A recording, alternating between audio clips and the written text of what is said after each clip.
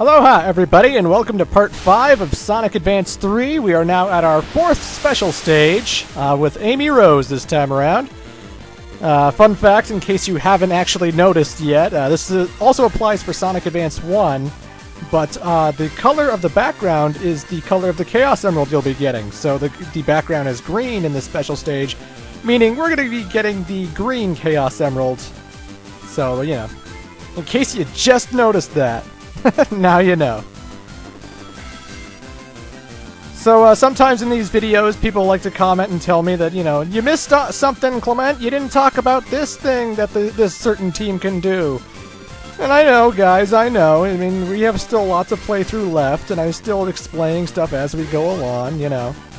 Like when Sonic and Knuckles are teamed up together, Sonic has a whole bunch of things he can do when he jumps, and depending on what direction he pushes, and when he pushes the attack button, he's got like 3 different things he can do. He can do the bounce attack, he can do the insta-shield, and he can do an upwards kind of air dash kind of thing.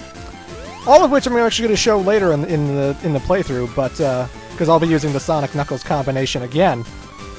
But you know, I was talking about other things during part 3, I think it was, and you know, I try to go over what I can when I can. You gotta just hold up, guys. Hold up. When the playthrough's done, then you can bitch at me for not saying certain details. And god damn it, sprites, I don't want to see Amy's underwear when she's doing jet formation. Stop showing me Amy's underwear, you sick fucks. She's supposed to be like 12 years old. God damn it. Anywho, that's the 4th Chaos Emerald. A reminder, we are Amy teamed up with Sonic. Oh, also, Tails has the insta-shield when teamed up with Knuckles. Yeah, he uses the attack button to do the insta-shield and not the jump button, because obviously the jump button allows him to glide. Just thought I'd mention that. Anywho, since we're Amy Sonic, Amy pretty much handles exactly like she did in Sonic Advance 2. She does the spin dash, she can jump into enemies, and she's pretty much just Sonic for the most part. So if you think you want to be Amy, but you want to be an Amy that isn't the Sonic Advance 1 style Amy, then you want to team up with Sonic. But now, folks, we come to Toy Kingdom, and honestly, this is probably my least favorite boss fight in the whole game. Not because it's hard or anything, but rather just because it's rather boring. Dr. Eggman decides to hide himself into a toy box this time around, and the objective of the whole fight, kinda like the Egg Golem from Sonic 3 and Knuckles, we want to lead him to a certain part of the map, and then he will die. And basically, you just want to keep hitting Eggman until the toy box moves to the right, and moves to the right, and moves to the right, and moves to the right. And you know. Every now and then he's going to keep shooting these toy soldiers. The more you push him along, the faster the toy soldiers will come out in rapid succession. And of course, Gamarol is also helping with the boss fight. He usually comes out of a ball and chain, which you got to jump out of the way of. And he usually comes out with a rocket that homes in on your location, but it's pretty easy to dodge, honestly. He also has a third thing where he turns into confetti and he just sprays confetti everywhere, but that doesn't actually hurt you or anything, so you don't need to worry about that. It's always weird, every boss fight you get into, Eggman always has Gamarol attached to the Eggmobile in some capacity. I guess Gamarol is like powering his Eggmobile a little bit. Maybe it's helping somehow. I don't know. Just every time you fight Eggman, he's always got Gamarol somehow attached to it. Like, and the only reason I don't like this boss fight is it goes on too long. There's no way to, like, speed run it. Like, even the tool-assisted speed runs that you've seen of Sonic Advance 3, they still have to abide by the whole, alright, hit Eggman when he shows up kind of rules, you know. It's just a boring fight to replay. It's not particularly challenging or anything. This fight would be a lot harder if I was a Sonic Advance 1 style Amy Rose, though. Because those toy soldiers keep jumping out, and I have to keep timing the hammer swing for every time they come out, otherwise I'm going to get constantly hit by those guys. So that's why I'm Amy with Sonic. And yeah, what a stupid Eggmobile. You're going to pay for this! Yeah, I'm probably going to pay for it in rings. Because I forgot, rings are currency in the Sonic universe. That's why I don't associate it with piggy banks, ladies and gentlemen. I don't associate rings with money, I associate rings with Sonic health power-ups. When a pig-shaped robot takes my rings, I don't think it's a piggy bank. I never had a piggy bank. I only had a Star Wars piggy bank. You, like, put money into the thing, and then Darth Vader would talk to you and shit? Impressive. Most impressive. But you are not a Jedi yet! That's what he would say. Anywho, folks, now we're in the 5th zone of the game. Twinkle Snow. It's the ice-themed level, so, well, it's not really slippery, though. We are going to be Tails Amy, and everyone who partners with Amy adopts the Sonic Advance 1 style gameplay that Amy had. They get a hammer, and when they want to jump into enemies, they have to push the attack button just before they hit them. If you try jumping into enemies when your partner is Amy, you will get damaged, so you do have to push the attack button now, just like she did in Sonic Advance 1.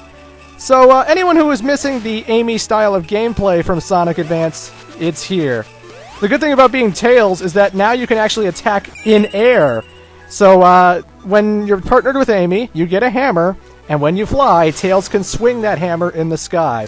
So it's actually an alright improvement for Tails, even though obviously he can't just normally jump into enemies. Because again, when you jump when partnered with Amy, you just have a jump animation, but it's not like a spin dash jump animation that'll destroy robots. So you gotta watch out for that. You gotta watch out for that. I mean, the good news is you can still curl into a ball, something Amy could not do in Sonic Advance 1, so if you're going down a hill, you can still push down and still barrel through a whole bunch of enemies and all that jazz, so it's not too bad, not too bad. Just the one thing to keep note of, when you're teamed up with Amy, you have her Sonic Advance 1 gameplay style. No matter what. So this is Twinkle Snow. It's got your underwater sections, and it's not so bad in Act 1 or Act 2 or Act 3. Some bottomless pits here and there, so you gotta watch out, but I don't think this zone's all that bad. This is one of the few level designs that I actually enjoy. So again, I think mostly all the level design is pretty bad. One thing I didn't mention about Sunset Hill Act 3, I was kind of going over other stuff when I was talking about over Sunset Hill Act 3, but that whole section is actually like this vertical climbing section with tons of waterfalls that will drag you all the way back to the start of the level. And if you miss like some of those jumps in Sunset Hill Act 3, you will fall quite a distance, and then you'll have to redo like a whole section of the level all over again. I mean like minute-long sections of the level. The way you're going up the area in Sunset Hill Act 3, it just goes up way too high, and then the drops can get you all the way back to where the level started, and it's such bullshit. I don't find that fun level design. I find that incredibly frustrating when you fuck it up, you know? Like in good Sonic games, like Sonic 2 or Sonic 3, when you fuck up, you either die, or, you know, it's not such a big, huge problem that you're backtracking a minute's worth of gameplay. You know, I'd rather die than fucking go back through a minute's worth of gameplay. I mean, unless I had to go through a minute's worth of gameplay after dying. You know what I mean, though. I just don't think the level design's that great. I think Ocean Base is a chore to go through with its steep hills and its waterfall stuff and its constant crushing blocks. Toy Kingdom's not too bad, but again, bottomless pits, crushing blocks galore. Twinkle Snow is a sort of a refreshing change of place with mine carts and underwater sections that... Oh wait, underwater sections. I'm promoting underwater sections as a good thing? I must be drunk. But that's Tails Amy. I like that Tails can actually swing his hammer while flying. That's pretty interesting. But now we're going to be using the combination of Knuckles Amy. Once again, if you're partnered with Amy, you have to adopt to her Sonic Advance 1 style of gameplay. And that, ladies and gentlemen, is a wall spin dash. When Knuckles is teamed up with Amy, he can spin dash up a wall and actually get some momentum like that. So that's actually pretty cool. Not only can Knuckles glide and climb walls, but when teamed up with Amy, he spin dashes and rockets up, something he's never been able to do in any other game ever. See, that's why Knuckles has a good combination with Amy, and why Knuckles' combination with Sonic sucks dick. Because teamed up with Amy improves Knuckles in a way that he's never been improved before. It's interesting, it's fascinating. I've never spin dashed up a wall with Knuckles before. I like that. I like that a lot. Again, the people who say I hate this game, you guys are mishearing me constantly over and over and over again. I don't hate the game. I just think it has shit level design. I think the partner system would have been great in a well-designed game. I just don't think it's a well-designed game, so that's the problem. I don't like replaying the levels in this game, so you know. Anyway, one thing I never mentioned, but you saw pretty much when we were playing Ocean Base, Knuckles can swim at the top of water. He was able to do this in Sonic Advance 1 and Sonic Advance 2, although Sonic Advance 2 was a really lacking video game when it came to water, because there was like hardly any water at all. I think there was water in Leaf Forest, but that was pretty much it. But he could actually swim at the top of water in Leaf Forest. It's just, you know, that's one level. That's the first level in the whole game, so you never really got to see it much in Sonic Advance 2. But ever since Sonic Advance 1, they gave Knuckles the ability to swim at the top of water. So it's alright, I guess. And yeah, that's Amy's tag action. I haven't gone over it, but for the most part, it's exactly like it was with Tails, where she'll send your character flying high up into the sky. The difference is, when you jump and do it with Tails, you are getting flown around with Tails. Like, Tails is carrying you, and you can fly certain places for a short amount of time before he gets tired out. When you jump and do it with Amy, she still does the same thing she would do on the ground. She would ricochet your character all the way high in the sky. And the other difference is that when Tails flings somebody up in the sky with his tag action, they aren't curled into a ball, you know. They just are left to their own devices. So if they get flinged up into an enemy and they're not curled into a ball, well, then they get hurt, obviously. But when Amy knocks people up into the sky with her hammer, they get curled up into a ball, so you can't actually damage enemies when Amy flings you, unlike Tails. It's a minor difference, but still, Amy is an alright character to have as a tag partner, aside from the fact that whoever you are gets turned into an Amy gameplay style. And again, I got nothing against the Amy gameplay style. My cousin Matt loves that shit. He loved playing through Sonic Advance 1 because of Amy's gameplay style, and he was like, man, Amy should be in every game. And I was like, you're crazy! But, you know, if you want Amy as a tag partner, you're going to have to get used to the fact that when you jump at enemies, you're going to get hurt, and you have to push the attack button before you jump into them. Otherwise, you're going to take a lot of damage. You're going to take a lot of bumps on the head. Yeah, the end of Act 2 here is very underwater heavy. Gotta make sure you're definitely hitting those underwater bubbles. But for the most part, not too bad at all.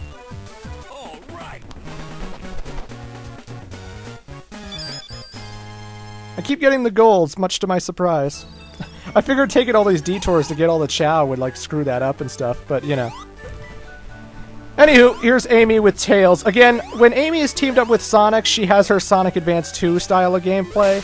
When she's teamed up with anybody else, she returns to her Sonic Advance 1 style of gameplay, where again, you have to hit the enemies with your hammer, you can't just jump into them.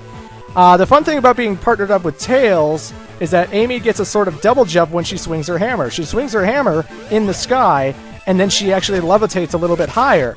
She doesn't do that when teamed up with Knuckles or Cream, so if you want the double jump feature, team up with Tails. And when she pushes the jump button in the sky, you saw it earlier before we went into Act 3, she actually grabs these balloons and she floats down to wherever she fell from. It's okay. I wish you could move your character left and right a little bit more. Like, not to the extent of a glide could, like Knuckles can, but it's kind of tough to get to where you need to go when you're floating with those balloons, you know? But she can do that.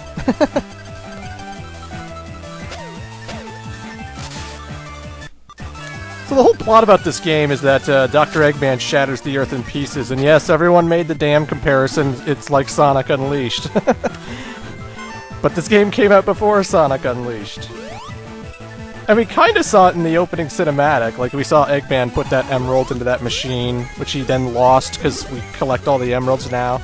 Unless there's an 8th emerald I'm not thinking of, but or it's an artificial fake emerald, which, you know, let's just ignore that whole bullshit. I like Sonic Adventure 2, but that's like the stupidest, weakest plot excuse to save Sonic from that capsule. Let's give him a fake emerald so he can chaos control out of there. If you could duplicate the emeralds, Eggman would have done it a long time ago. The Chaos Emeralds are supposed to be unlimited energy. That's the reason everyone wants them. They never run out of energy. But I digress. What I was just basically saying is that, you know, the plot of this game is that the Earth shatters into pieces, and each zone is a different part of the planet that we are, you know, running around on. And yet, at the end of the game, spoilers, we never really see the Earth reform. I guess we're just supposed to assume that, you know, gathering the Chaos Emeralds fixes everything? Ah.